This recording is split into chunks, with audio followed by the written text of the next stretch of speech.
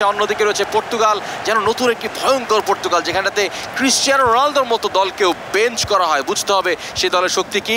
সেই দলের ম্যানেজার চমৎকার শুরুতেই গোলে আক্রমণ নিয়েছিলেন সেই ক্রিশ্চিয়ানো রোনালদো, যাকে গত ম্যাচে শুরু করতেই দেওয়া হয়নি, কিন্তু এই গেমারুর মাঠে কিন্তু সে আবার বেশ দুর্দান্ত একজন পারফর্মার। কি মনে হয় আপনাদের টিমে রোনালদোর ভূমিকাটা কি হতে পারে?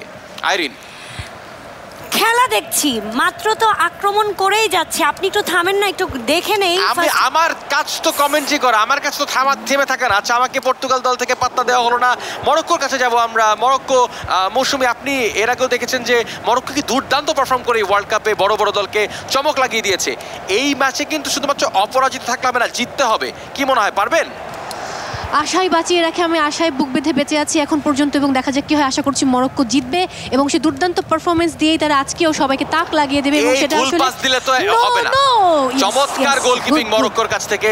আমরা শুরু থেকে দেখেছি মরক্কো দুর্দান্ত ডিফেন্স করে কিন্তু খেলাটি গেছে, কিন্তু আবারও গোলকিপারের কাছে বল।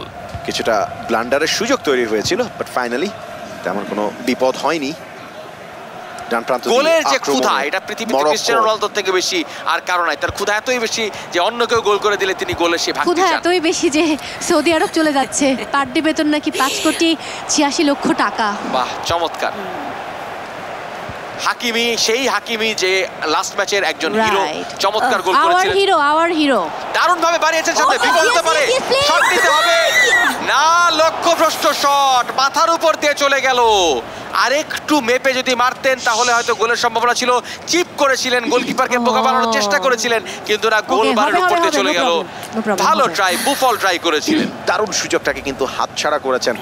পর্তুগালের মতো দলের বিপক্ষে সবসময় কিন্তু ভালো সুযোগ আসবে না, সুতরাং যেই ধরনের অর্ধেক বা হাফ চান্স থাকে সেটাকে কিন্তু গোলে কনভার্ট করতে হবে। আফ্রিকান টিম হিসেবে একটা বড় ইউরোপিয়ান দলকে শেষ 8-এ গিয়ে হারানোর সক্ষমতা কি আছে? অবশ্যই আছে, কিন্তু না, মানুষ তো মনে করে যে এই যে কোয়ার্টার ফাইনাল পরে যে সেমিফাইনাল, সেটা আসলে পুরোটাই ল্যাটিন এবং ইউরোপিয়ানদের ঘর। ওখানটাতে আফ্রিকান কথা বলেই যাচ্ছেন, আপনার মতো মানে বলে যাচ্ছেন এবং আমি কথা বলছিলাম